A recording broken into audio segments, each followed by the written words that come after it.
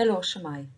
Fel rhan o'n gyfres fideos ar rhwystrau ymarfer corff, mi fydd ein hymarferydd lles seicolegol, Bethan Hufstigler, yn sôn am yr heriau a ddaw yn sgil gweithio wrth ddesg dros amser hir.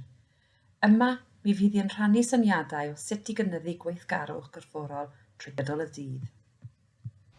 Hi everyone, my name is Bethan and I'm one of the psychological wellbeing practitioners in the Wellbeing Service, and I'm here to talk to you today about another barrier to exercise that we might experience. So we've already done some videos on time, on motivation. What we're going to be talking about today is a really common barrier to exercise and physical activity, which is having an office-based job, having a desk-based job, having a kind of sedentary lifestyle because of the work that we do. Now obviously we spend a lot of our day in work. So if our work demands that we are sat for all that time, that means it can be really difficult to find time to fit in more kind of physical activity, particularly if we do have other sort of commitments outside of work. So we're going to be looking at what can we do to increase our physical activity throughout the day, even if we have a desk-based or an office-based job. So the first thing that can be really useful is to think of ways that we can personally increase that movement by making sure that we're taking breaks away from our desk. So maybe it's that we set an alarm or a timer and we make sure that we are getting up and walking away from the desk every, say, 30 minutes or 60 minutes, whatever kind of works best for you. Just get up, walk around a little bit, have a bit of a stretch.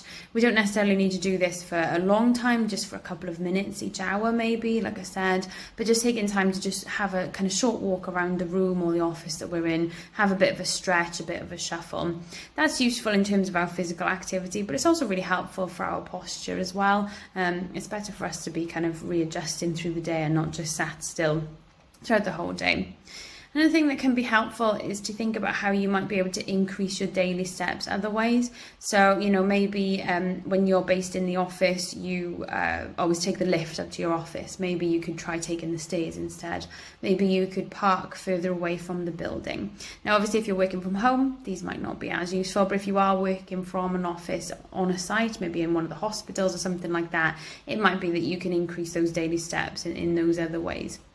Another way that you can do it is maybe to have walking meetings as a team. So if you've got a team meeting in your calendar, maybe you can encourage your colleagues to join you for a walk and you deal with your business walking rather than, as a kind of teams meeting.